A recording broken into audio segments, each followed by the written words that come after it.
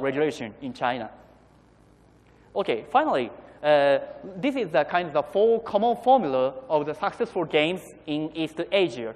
Firstly, the famous IPs or the popular taste in graphics, which is different from the Western countries like Europe or the America.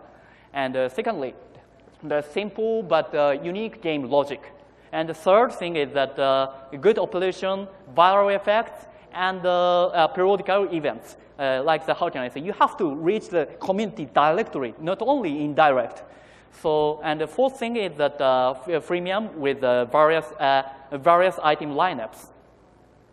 Okay, this is an example of the simple game logic and the popular taste in graphics. On the left, this is a Monster Strike. This is how can I say, one of the most popular game in Japan.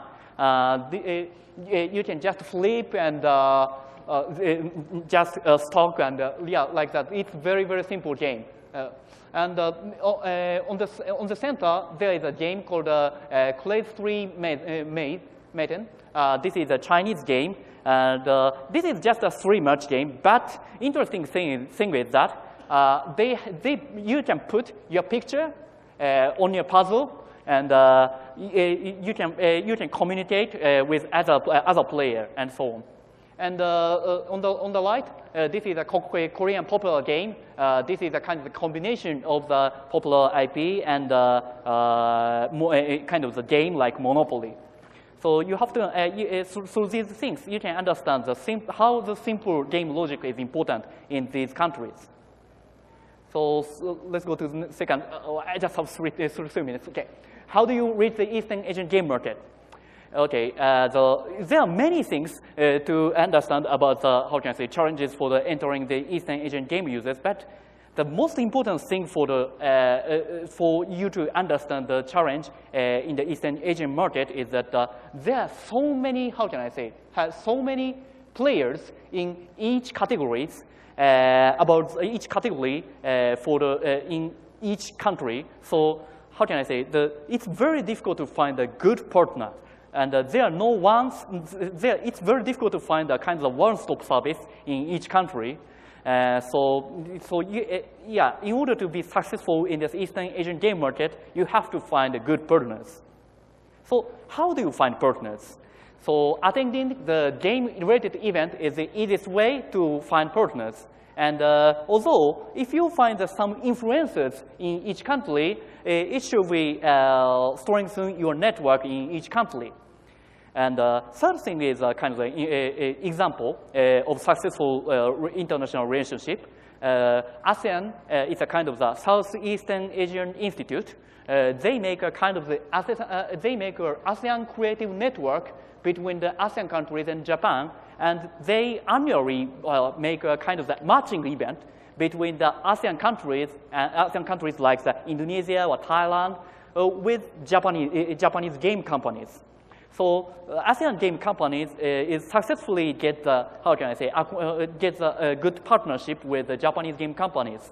Although their game development is not so, how can I say, advanced stage.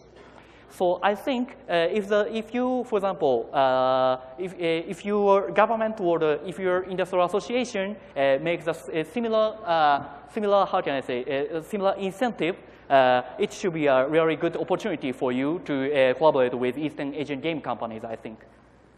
Anyway, this is a list of the game industrial events in East Asia. I'm sorry, my character is so small. So if you want to need the list, please send me email. I will send you.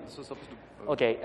Yeah, of course, Tokyo Game Show or G-Star or the China Joy is very, very important. But at the same time, you have to pay attention to the small events like the Indie Game Show or the Bit Summit or the some index event and so on. Because in small event, you can make a kind of very close relationship with the local partner.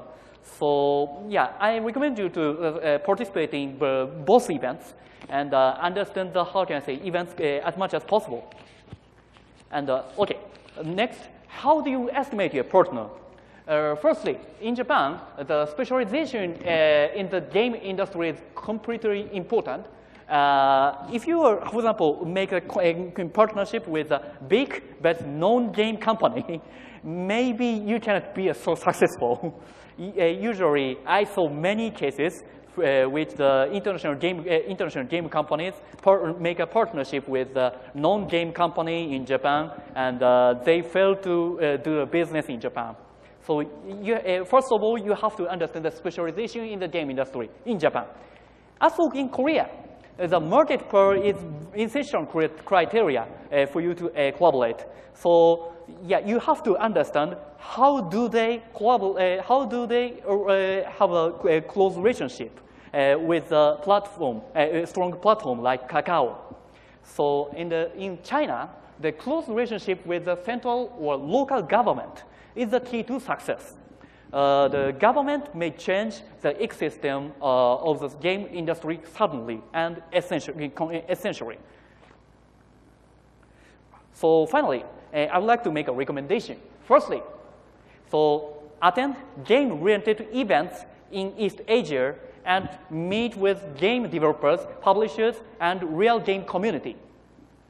Second, understood unique characteristics of each country, China and Japan and Korea. And you need to concentrate your resources into one country. Don't put into every country. And don't try to cover all of them. Grasp all, lose all. Third thing is to focus on game logic and game development and collaborate with partners who have strong IPs and a close relationship with the key platformers. Finally, I just want to say the kind of how can I say, how do you successful as for in order to make the creative game logic? This is a Chaturanga. This is an Indian board game. But as you know, it becomes a kind of the game. It is a kind of how can I say, a premium model of the Western chess. But at the same time, it's also the same case in the Eastern Asia. Like in China, there is a Shanqi. This is a Chinese chess. So it is also invented from the Chaturanga. It's kind of the Chinese Chaturanga. And secondly, this is a Changi. This is a Korean chess. And also in Japan, we have shogi, and many Japanese game companies make a game about shogi. And so successors of the Chaturanga are played by billions of users all over the world. So I think it's a very good example.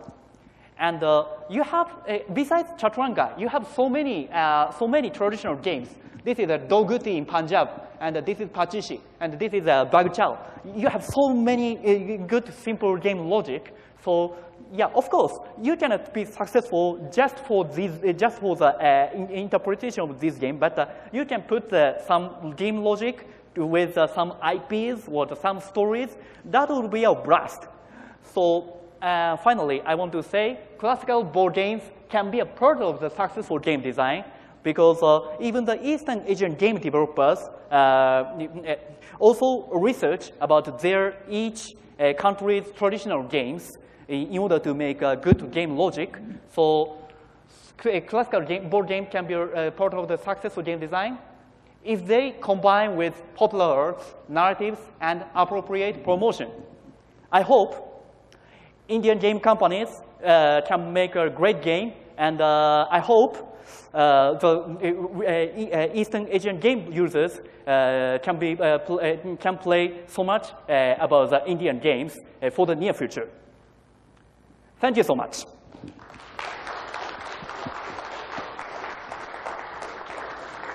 Thank you, Sho. Unfortunately, we will not be able to take any questions due to time constraints. But then if you guys have any questions, you can definitely meet him post the event and take it offline. Oh, yeah. Yep. So a small token of appreciation from our end, I would like to give this to you. Oh, thank you very much. Thank you. Thank you so much. Thank you. Guys, we will break right now. Yes, there is a session called $0 Marketing. We'll come back from lunch and come back to the same room and we'll conduct that session. Yep, thank you.